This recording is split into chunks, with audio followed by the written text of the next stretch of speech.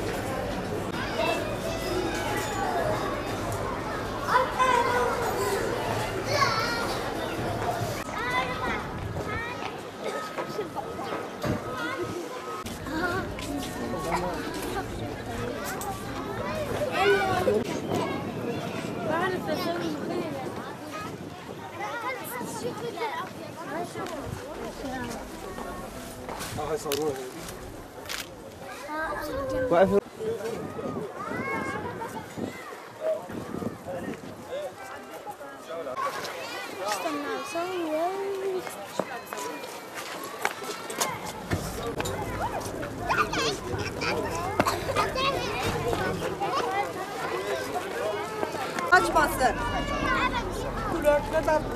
Çekimi birazdan yapsayız.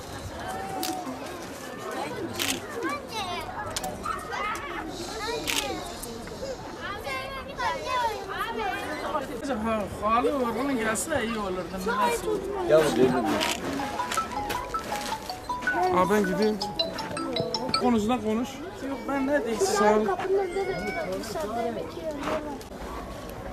Abi şurada da kapı.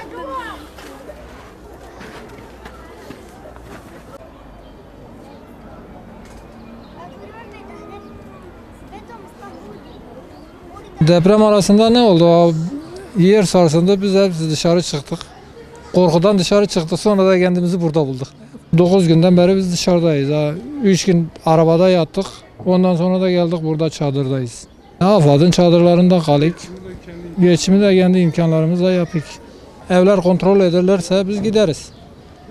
Öbürü de gelen de Allah'tandır, biz bir şey diyemeyiz ona. 9 gündür dışarıdayız. Depremden dolayı çadırlarda kalmak zorundayız. Hiçbir şekilde ihtiyaçlarımız giderilmiyor. Kuyruk sıraları var, izdihamlar yaşanıyor.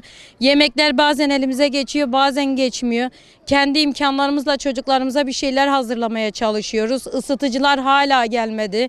9 gündür sadece elektrik verildi ama çocuklu olanlar var. Benim 2 tane yeğenim benimle çadırda kalıyor. 15 kişiyiz. Hiçbir şekilde ısıtıcı verilmedi. Gelip de çadırlarda bir şeylere ihtiyacınız var mı diye de sorulmuyor. Birkaç defa beze gittik. Bizi azarlayıp geri gönderdiler. Yoktur kalmadı diye izdihamlar yaşanıyor, yetişemiyoruz. Artık ne yapacağımızı şaşırdık. 9 çocuğum zaten var burada. Çadır kentte kalıyoruz. Benim engelli çocuğum var. Birkaç gündür ben genellerde bir ısıtıcı istiyorum. Isıtıcı gelmedi bir türlü. Çocuğum hasta zaten. Üst baş gene yok. İstediğimiz gibi hemen çıktık biz panikle. Bir şey almadan çıktık zaten. Çocuklar burada perişan yani. Nasıl geçiyor? Rezaletle.